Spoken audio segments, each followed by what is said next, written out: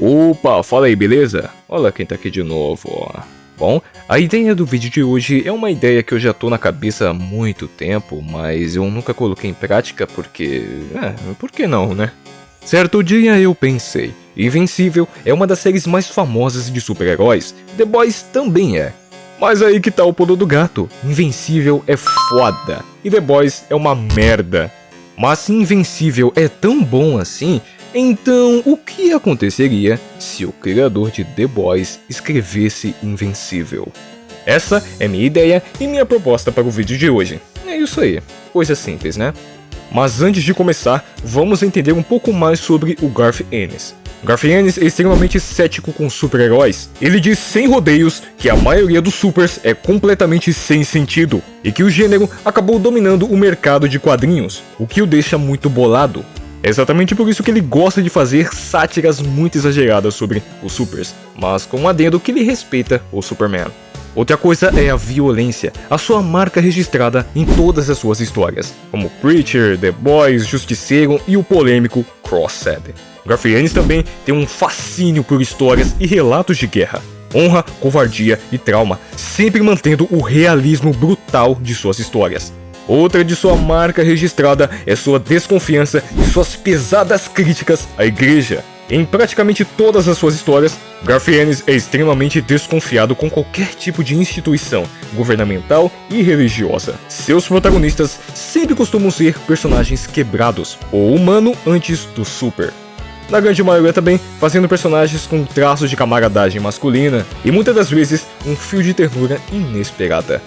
Assim também como a sua sátira sem freio, paródias de arquétipos como os próprios supers, e corporações. Ele também costuma colocar muito sesgo também, piadas ofensivas, tudo deliberado para cutucar o leitor. Por fim, podemos falar da sua linguagem direta. Ele costuma fazer diálogos longos, um ritmo meio lento, ganchos fortes e cenas que grudam. Ele sabe fechar uma edição, isso é inegável.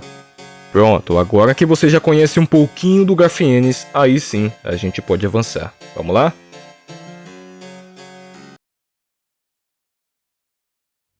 Tudo começaria então com a invasão dos Mauler à Casa Branca.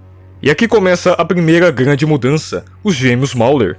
O papel deles na história seria muito subdesenvolvido, e claro, eles seriam muito exagerados. A coisa do clone poderia se manter, mas aqui muito provavelmente Garth Ennis usaria eles como porta-voz para suas críticas. Eles seriam o tipo de pessoa que critica tudo, fala mal de tudo, fala mal do governo, dos supers, provavelmente do capitalismo, mas nunca tem uma ideia melhor para resolver a situação, só fala mal de tudo. E então teríamos a lendária chegada dos Guardiões do Globo. E é aqui que começa a merda. Os Guardiões do Globo seriam um bando de derrotados e fracassados, servindo apenas como produtos e soldados superpoderosos do governo. O Imortal nessa versão seria um homem extremamente amargurado, um homem marcado por várias e várias guerras, vários traumas no currículo e um tremendo pé no saco. Só faz o que faz porque é obrigado e porque pagam ele. A Mulher Marcial também seria completamente diferente, usada como propaganda feminista por grandes empresas. É praticamente a super-heroína tratada como influencer, um símbolo de marketing, nunca de guerra. Vento Vermelho seria um herói soviético drogado. Ele seria um viciado em estimulantes, porque precisa de algo que acompanhe a sua mente acelerada. Ele vive entediado, bêbado, fala coisas que ninguém entende porque já pulou uns 10 pensamentos à frente. Asa Negra seria uma paródia exageradíssima do Batman. Viciado em antidepressivos e quase que praticamente um policial sem distintivo. Ele seria o tipo de cara que ficaria falando coisas sombrias, melancólicas, pra parecer trevoso, mas seria ridículo e brega aos olhos de quem vê. O Fantasma Verde nessa versão seria muito pior. Ele é um tarado que usa seus poderes de intangibilidade para fazer coisas que ele não deveria. Atravessa paredes de camarins, reuniões privadas e banheiros femininos.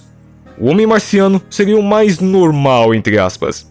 Aqui, seu planeta natal tava uma merda, pior do que a Terra. Pobreza, desigualdade, tudo uma merda. Então ele veio pra Terra como se fosse um refugiado, mas ele não tá nem aí pra humanidade. Só faz o que mandam por obrigação e também porque não tem pra onde ir. Mas ele seria o cara que tá cagando e andando pra tudo. O Aquarius, nessa versão, seria a piada pronta. Ele é o cara dos peixes, o profundo de Invencível. Ninguém dá a mínima pra ele. Ele seria o típico herói que só tá lá pelo bingo, porque toda a Liga da Justiça precisa de um Aquaman, E ele poderia ser o mais puto e o que mais odeia a humanidade. Porque a sua casa, o oceano, está cheio de lixo. Só que ninguém se importa. Ele é meio que obrigado a agir, porque ele é útil em certas ocasiões. E é ótimo pro marketing, tipo, olha só como a gente se importa com o oceano e suas criaturas.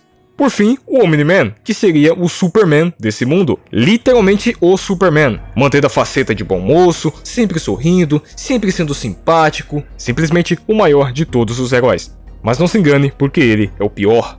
Bom, e após essa apresentação, os vilões seriam capturados e os heróis posariam para as câmeras. Aqui, eles não matariam a maioria dos vilões porque serviriam de marketing, muitas das vezes fabricando os vilões, soltando eles nas cidades, esperando os heróis aparecerem. Os Supers e Invencível seriam produtos. A grande maioria deles possuem poderes muito poderosos, mais eficientes que qualquer esquadrão armado do planeta. Então eles seriam controlados e regulamentados por você deve saber quem. E então, após toda essa apresentação, conheceríamos Mark Grayson, o nosso protagonista. Aqui, ele seria o estereótipo perfeito do adolescente nerdola, fascinado por heróis e viciado em pornografia barata de heróis. Seu melhor amigo, William, seria quase que a mesma coisa que no original. Mas aqui o William não seria aquele sidekick fofinho e tudo mais. Ele teria uma personalidade mais forte, mais zoeiro, zombaria do Mark por ele amar os supers, teria um humor ácido, mas não cruel. Tipo aquele cara que manda uma piada pesada e depois fala, calma cara, brincadeira, relaxa. Como no original, Mark também sofreria bullying, só que aqui seria bem pior e mais humilhante. Aqui ele também poderia ser salvo pela Amber, que nessa versão seria o tipo de aluna afiada e zero paciência. Poderia ter um humor seco e sarcasmo cirúrgico. Ela poderia resolver essa situação de uma maneira mais bruta e mais agressiva, dando ao nosso Mark um mínimo de dignidade. A cena da lixeira poderia ser a mesma que no original, mas como é o Garfienes, essa cena poderia ser bem pior. O Mark poderia causar um acidente grotesco, tipo a lixeira obliterando um pássaro, ou caindo no meio da rua e causando um puta acidente. Porém, mais do que chocado, ele ficaria eufórico, tipo caramba, finalmente serei como meu pai! Então, bastante empolgado, ele tentaria voar, mas só causaria ainda mais problemas e acidentes, matando mais gente do que poderia salvar. Aí então poderíamos ter aquela cena da revelação dos poderes dele, né? Adivinha aquele que tem superpoderes? Tem certeza? Só que eu acho que aqui não teria tanta diferença, porque eu acho que o Garfienes ainda preferia guardar esse segredo do Omni-Man. Mas aqui eu acho que o Omni-Man manteria aquela aparência de bom moço, sorrindo muito, apoiando seu filho, ficando feliz por ele e tudo mais. Provavelmente também aquela cena que ele conta sobre como é o planeta Viltron, tipo não, os Viltromitas eram uma raça alienígena bonzinha, a gente ajudava todo mundo, ainda poderia se manter. Mas aqui provavelmente o Omni-Man iria exagerar na história, colocando os Viltrumitas como paladinos universais. Falando agora sobre a mãe do Mark, aqui eu acho que ela não teria tanta importância quanto ela tem no original, possivelmente sendo brevemente apresentada como uma mãe protetora, mas que não passa pano pelas merdas do filho. Mas agora vamos então para uma das mudanças mais drásticas que teriam nessa história, a parte em que Mark paga uma de herói. Onde aqui ele poderia ser mais incentivado pelo Omni-Man, treinado para ser mais forte e ser como ele. Mas provavelmente a cena seria curta, marcada pelas falas inspiradoras do Omni-Man. Porque aqui o foco seria o encontro do Titã com o Invencível. Onde aqui o Titã seria um vilão de quinta categoria, um vilão qualquer com objetivos superficiais. E querendo pagar de herói, Mark poderia desafiá-lo. Mas como Mark ainda é um iniciante, ele poderia apanhar feio pro cara. E como ele é inexperiente e iniciante, ele poderia ficar desesperado, e como ele não controla sua força, no exato momento em que ele revida, Titã morre. Sim, exatamente. O Robert Kirkman, o criador original, ele gosta de fazer histórias mais longas, ele gosta de desenvolver outros personagens além do protagonista. Mas o Garfienes é completamente diferente, ele não faz isso. Ele até cria coadjuvantes marcantes como o Leitinho em The Boys e o Cassidy em Preacher. Mas eles sempre orbitam o elenco principal. Se o personagem não serve como contraponto, crítica ou alívio sarcástico, o personagem é descartado, simples assim. Ele até coloca outros plots que não envolvem diretamente os protagonistas, mas todas elas servem como vinheta que sempre se conectam à trama principal. Então todo aquele rodeio da ascensão do Titã, o Mr. Leo e suas tramóias, a trama do Face Mecânica, a encheção de linguiça do irmão da Duplicate, o Garfienes passaria a Tramontina, nada disso aconteceria. Na verdade, o Garfienes usaria esse momento do Titã como o primeiro choque de realidade do Mark. Mas aqui eu vejo um diálogo entre o Omni-Man e o Mark, onde seu pai iria o tranquilizar, dizendo não, tá tudo bem, ele é um vilão, ele merecia isso, mostrando indícios de quem ele realmente é. Então nessa versão, o Mark seria um herói mais iludido. Muitas das suas atitudes seriam por conta da influência de seu pai. Tipo, você matou um vilão por acidente? Não, tudo bem, acontece. Basicamente desconstruindo o mito do herói. Onde o foco dessa crítica iria todo pro Omni-Man, que assim como no original, acabaria com todos os Guardiões Globais. Onde aqui não teria luta, seria um massacre. O Omni-Man humilharia a todos antes de matá-los brutalmente. Poderia ser basicamente uma mistura do que acontece na HQ original e também na adaptação da Amazon Prime. Pois é, né? O ritmo da história mudaria quase que completamente. Seria uma história muito menos juvenil, aventuresca e com menos ação, focando mais em diálogos, política e crítica. Invencível passaria a ser mais uma história de nicho, bem menos conhecida, mais satírica e, claro, bem sombria. Quer saber uma coisa que seria completamente diferente? O Cecil. Garth Ennis focaria muito mais nas tramas do Cecil do que nos super-heróis, acrescentando muitas críticas, criando dramas políticos e governamentais, onde Cecil seria mais babaca, mais apático, tratando supers como seus soldados, produtos de marketing e ferramentas para fazer o que bem entender. Ele seria uma mistura bem interessante de Stan Edgar, James Stewart e com uma pitada de Nick Fury mais babaca e bem menos heróico. O melhor exemplo do seu poder e influência nesse universo seria o recrutamento dos novos Guardiões Globais. Eles não seriam decididos por lutas, para avaliar suas capacidades e tudo mais. Negativo, o próprio Cecil escolheria os novos Guardiões Globais, baseados em popularidade, marketing, experiência e outras coisas mais técnicas e menos em nível de poder. E já que eu falei deles, bora lá.